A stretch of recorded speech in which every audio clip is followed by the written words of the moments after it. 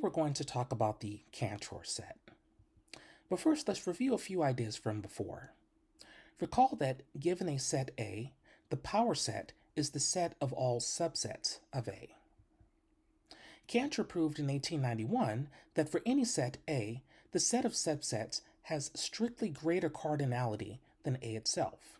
That is, that we can always find an element in the power set of A that doesn't correspond to an element of the set A.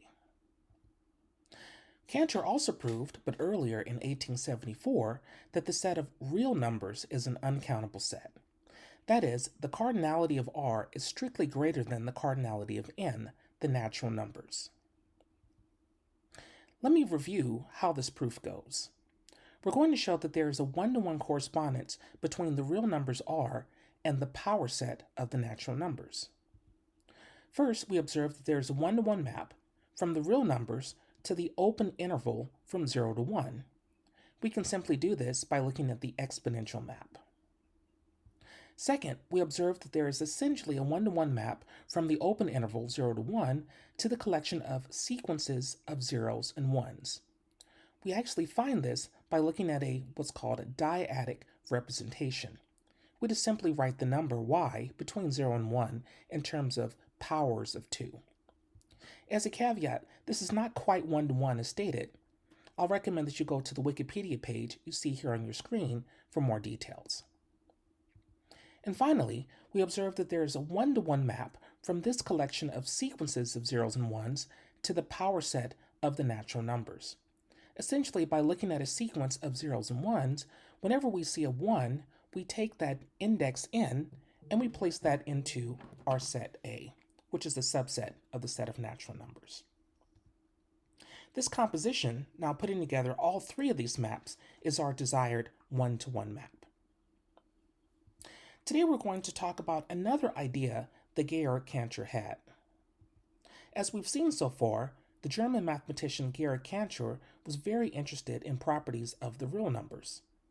Today we're going to introduce some ideas that were also discussed by Henry Smith and Vito Volterra. To recap, remember that Cantor proved in 1874 that there is a one-to-one correspondence between the real numbers and the power set of the natural numbers. Later, in 1883, he built upon the 1874 work of the British mathematician Henry Smith, as well as the 1881 work by the Italian mathematician Vito Volterra, in trying to construct a curious subset of the real numbers. In class today, we're going to discuss this video that was put forth by Bobby Wilson and Numberphile out of MSRI, the Mathematical Sciences Research Institute. We recommend that you take a look at this video here to get a better idea of what we're going to do. But let's just cut to the chase for now. What we'll do is we'll start with the interval from 0 to 1. This is the black bar you see at the top of the screen. We'll then subtract away the middle third to find the two bars just below that, the interval from 0 to 1/3, and then the interval from 2/3 to 1. For each of these two black bars, we then subtract the middle third of those, and now you see we have 4 intervals, which then goes to 8 intervals, which then goes to 16 intervals. It's this iteration that we will call eventually the Cantor set. Let's try to be a little bit more rigorous mathematically. Let's consider the unit interval from 0 to 1. We will remove the middle 1/3 of the set. As stated before, we can write this as the union of the intervals from 0 to 1/3, as well as the interval from 2/3 to 1. Now let's remove the middle 1/3 of this set. You'll see that we break this up into 4 regions. You can see that in the middle of the slide, we've broken this up into the 2 regions that are on the left half of the interval, the 2 intervals in C1, as well as the right half of the 2 intervals inside of C1. We can also write that as you see below, where we can really say we have here C1 intersect these 8 intervals, but the reality is that the 2 in the middle, the 3/9, the 4/9, and the 5/9 to 6/9, really don't appear in C1, so we're just being a little bit redundant by writing it here. we can continue in this fashion to find a sequence of subsets defined recursively as follows.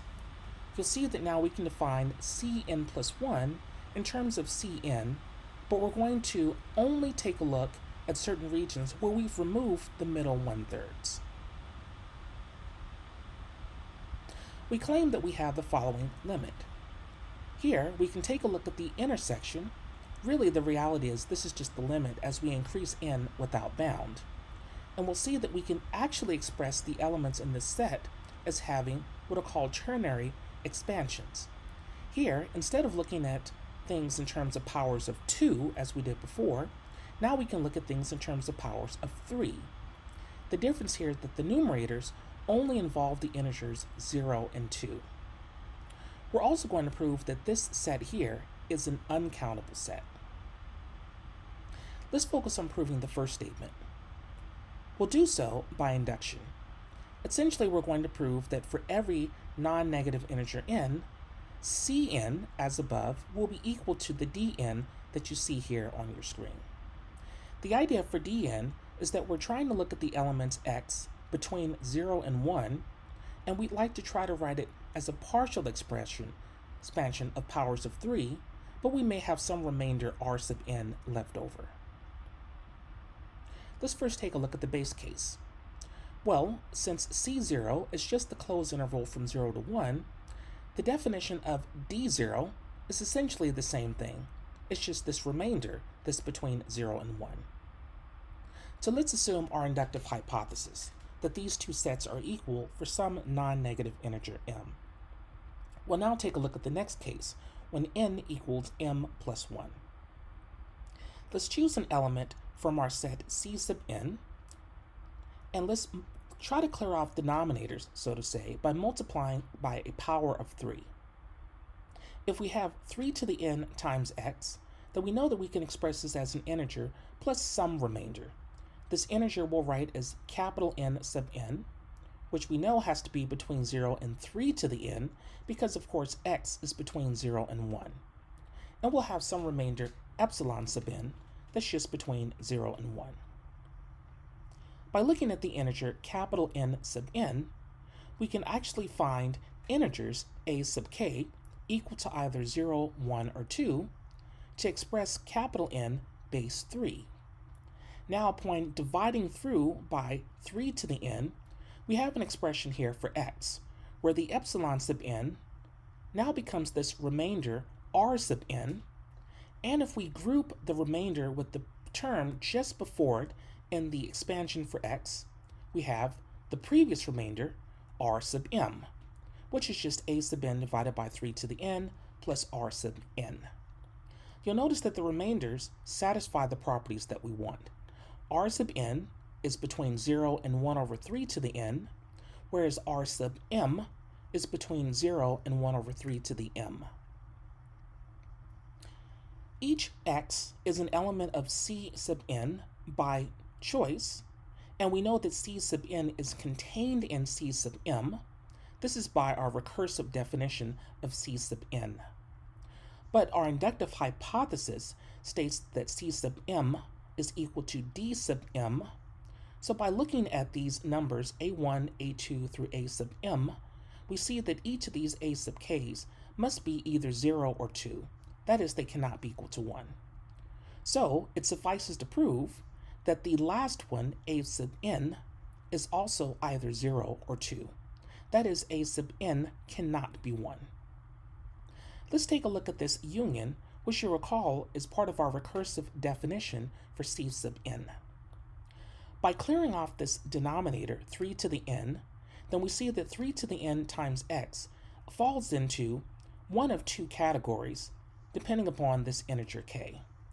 Either 3 to the n times x is between 3k and 3k plus 1 for some integer k, or is between 3k plus 2 and 3k plus 3 for some integer k. Since we know that 3 to the n times x is equal to capital N sub n plus epsilon sub n, we can see that capital N sub n is 3 times something plus a sub n. So we can just simply ignore k and see that a sub n plus the remainder epsilon sub n is either between 0 and 1 or is between 2 and 3.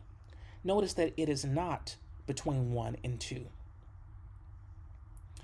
Now, we know that our remainder, by the way that we chose it, is between 0 and 1, so we see that this integer a sub n must either be 0 or 2. It can't be 1 because remember that the a sub n plus epsilon sub n is not between 1 and 2. Now let's prove the second part of the theorem. But actually, there's not much to show here because this we've already shown at least a variant of this when we were looking at proving that the real numbers is uncountable. Let's take a look at the Cantor set, the set C, and we see that we do have here ternary expressions sum over a sub n divided by 3 to the n, where a sub n is either 0 or 2. Using a very similar argument to what we did for the real numbers, we can construct a subset of the natural numbers as follows. By looking at the subscripts n, whenever a sub n equals 2, we'll simply add n into our subset capital A. This now allows us to identify the subsets of the natural numbers with elements from the set C. This actually does show that there is a one-to-one correspondence. And in fact, the number of elements in this set C must be Aleph naught. That is, this set C, the Cantor set, cannot be countable. Thanks for watching.